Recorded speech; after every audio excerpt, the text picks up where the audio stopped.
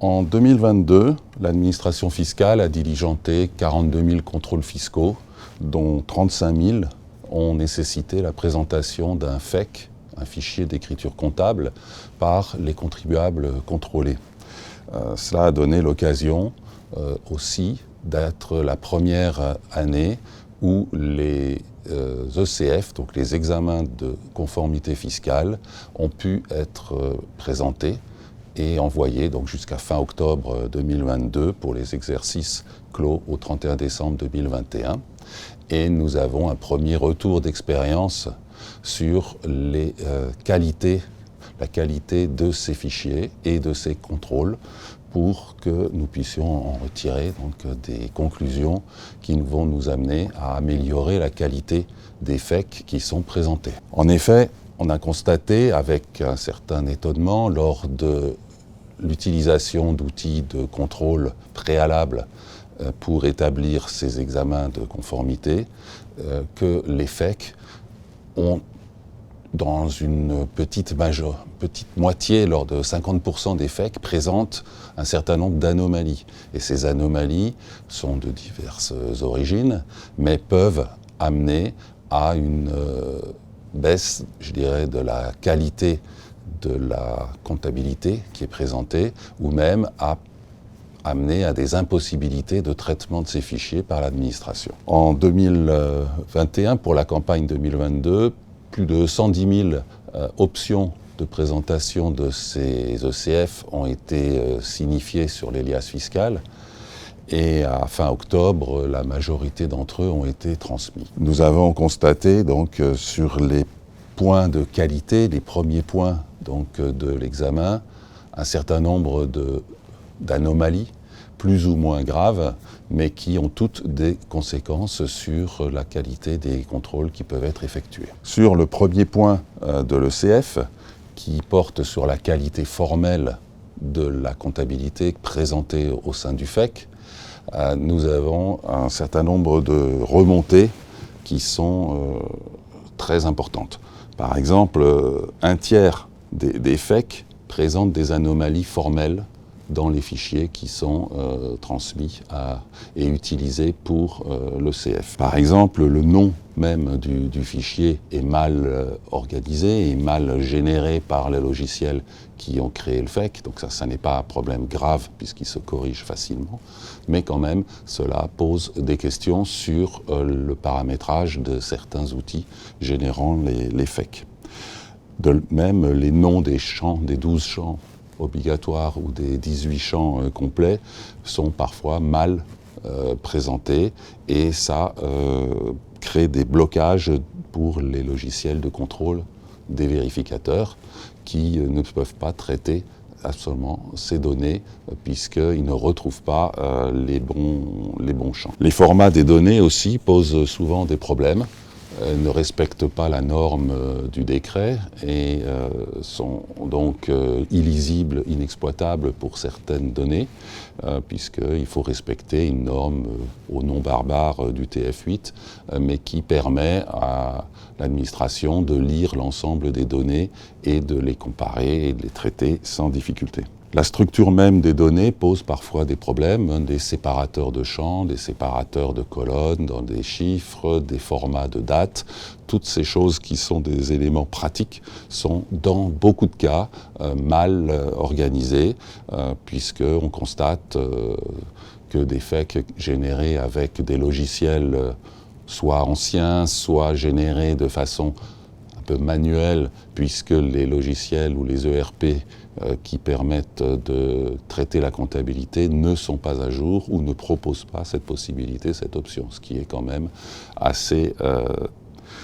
délicat comme situation, compte tenu maintenant de l'obligation d'avoir un FEC à présenter à la première demande de l'administration. Donc on retrouve bien dans la partie, je dirais, formelle des formats de données comptables, près de la moitié des FEC qui présentent une ou plusieurs de ces anomalies, et cela doit pouvoir être corrigé très facilement avec le paramétrage des comptabilités et des outils générant ces FEC. Le chapitre 2, qui porte lui sur la qualité comptable des données qui figurent dans ces FEC, qui vont être la base du contrôle ECF, ont d'autres cas de figure. Le second point de l'ECF porte, lui, sur la qualité comptable des données qui sont présentées. Et de même que pour la qualité formelle du point 1, on relève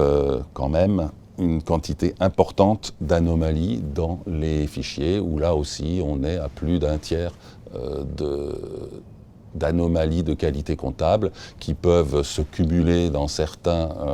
des fichiers, ou d'autres qui sont, je dirais, absolument sans graves conséquences, mais qui néanmoins posent question. Par exemple, on retrouve des comptes utilisés dans la comptabilité de l'entreprise qui ne sont pas prévus par le PCG, par le plan comptable général. Ce qui pose quand même question sur l'inventivité qu'on peut retrouver parfois dans la tenue comptable de certaines entreprises, mais qui peuvent être extrêmement gênants dans la reconstitution des données déclaratives depuis ces fameux fichiers. Dans 69% des cas, ce qui est quand même important, ces anomalies portent sur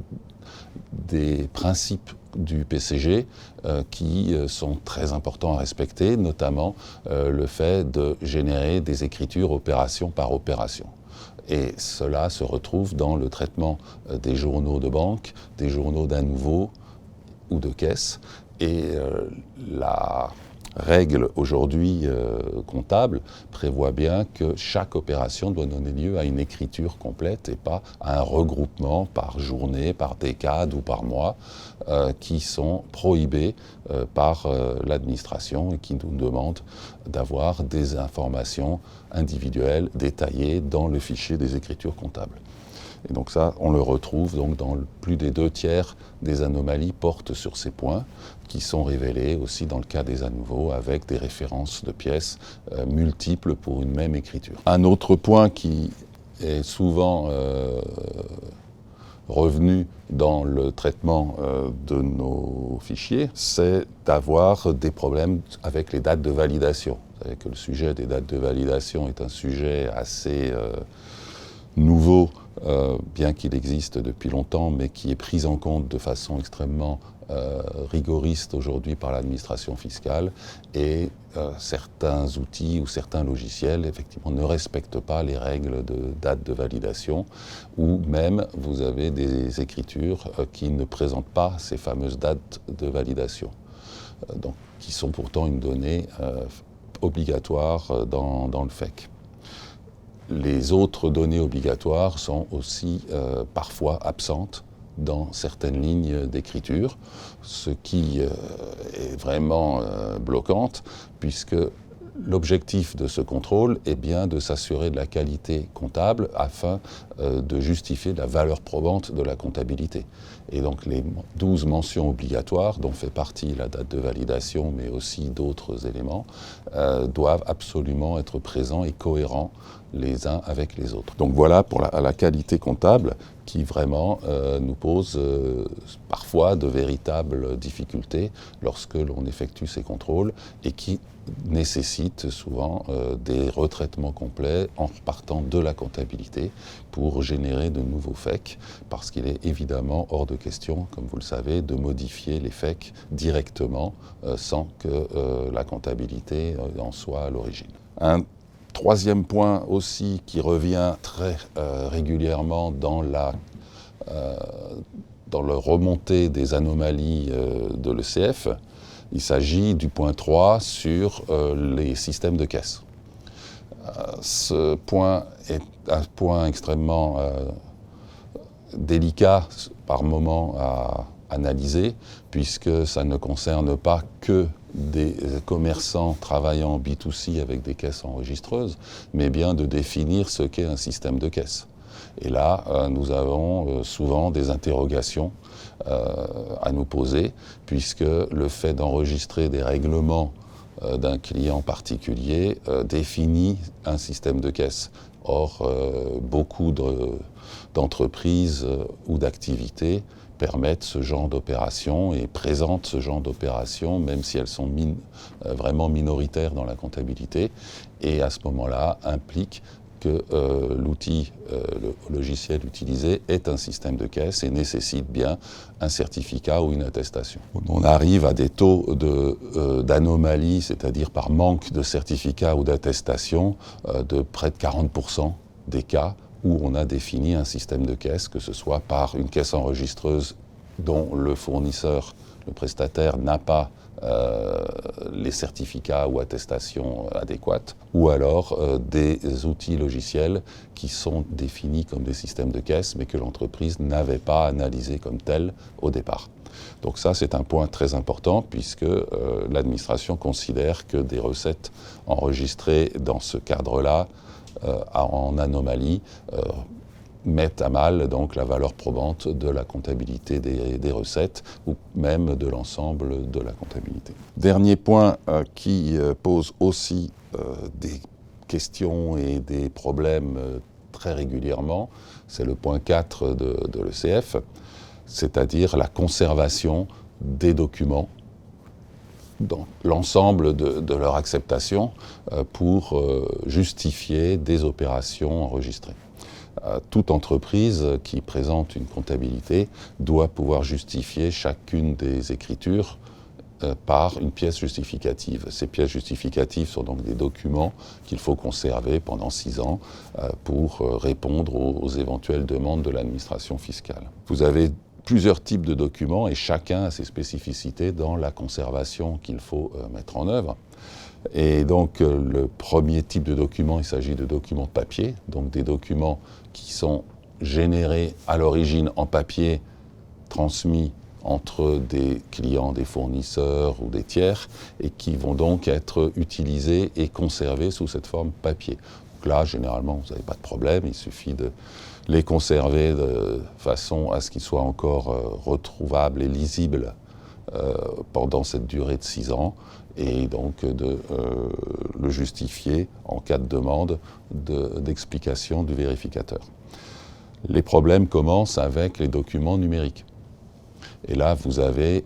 des règles qui s'appliquent, qui sont équivalentes à l'archivage des documents papier et qui sont généralement ignorées des entreprises. Et c'est là qu'il faut accompagner, aider, guider les entreprises pour leur permettre de mettre en place des solutions techniques simples, mais qui doivent être rigoureuses et respectées pour que les documents numériques, que ce soit des factures électroniques, et ça va être d'actualité de plus en plus avec la nouvelle réforme sur la facturation électronique, que ce soit des documents numériques qui sont des copies, par exemple, de documents papier qui ont été scannés, ou des documents numériques à l'origine, mais n'étant pas dotés de la qualité de facture électronique en tant que telle. Et l'ensemble de ces documents doivent être conservés de façon intègre, non modifiable, sécurisée et lisible pendant la même durée que les documents papier, c'est-à-dire au moins 6 ans selon l'administration fiscale et même 10 ans pour les factures au niveau du Code de commerce. Et pour réaliser cela, il ne suffit pas de conserver des documents sur une clé USB dans un fichier, dans une GED, mais bien d'utiliser les services de systèmes sécurisés qui soient des systèmes d'archivage auprès d'opérateurs, de prestataires qualifiés pour cela, ou bien à minima de coffres-forts numériques comme vous les avez déjà en obligation pour les bulletins de paye électroniques depuis maintenant plusieurs années. Si je peux vous donner un chiffre, ce sera de l'ordre de plus de 90% des entreprises qui aujourd'hui ne sont pas au niveau de conformité suffisant pour la conservation des documents numériques. Ce n'est pas parce que vous avez un tel volume d'anomalies potentielles aujourd'hui qu'il faut s'en contenter, mais ça veut bien montrer que nous avons un travail très important à réaliser auprès des entreprises et que nous devons aider et conseiller donc ces entreprises sur les modes de conservation de ces documents. Cette conservation donc des documents numériques pose donc des problèmes, des difficultés à 90% des entreprises, et notre rôle en tant que conseil, que partenaire de ces entreprises, eh bien, de les aider, de les accompagner pour améliorer cette situation qui n'est pas complexe, mais qui peut poser un certain nombre de problèmes, de difficultés lorsque vous aurez à justifier de la comptabilité et de sa valeur probante, puisque les justificatifs pourront ne pas être considérés comme des documents fiables et utilisables en cas de contestation ou autre demande. Donc voici ces 4 points qui présentent donc les principales anomalies constatées pendant cette première période de campagne ECF qui ont été déposées jusqu'à fin octobre 2022. Nous n'avons pas encore des retours équivalent de l'administration fiscale, mais la conclusion est quand même qu'il faut absolument que la qualité de forme et de fond de ces comptabilités présentées sous forme de FEC pour permettre le traitement des ECF, des examens de conformité fiscale, s'améliore. Ce n'est pas quelque chose de complexe, mais qui doit demander beaucoup d'attention de la part des entreprises, des utilisateurs de logiciels et des éditeurs de ces logiciels. Les autres points de l'ECF sont beaucoup plus qualitatifs et ne présentent pas d'anomalies, je dirais, nouvelles qui sont révélées par ces contrôles, que ce soit au niveau des amortissements, des provisions, des charges à payer et des charges exceptionnelles. Ces éléments sont tout à fait courants, classiques et ne présentent pas de difficultés pour les auditeurs qui sont en charge de ces ECF, et les entreprises les traitent dans leur très grande majorité de façon tout à fait conforme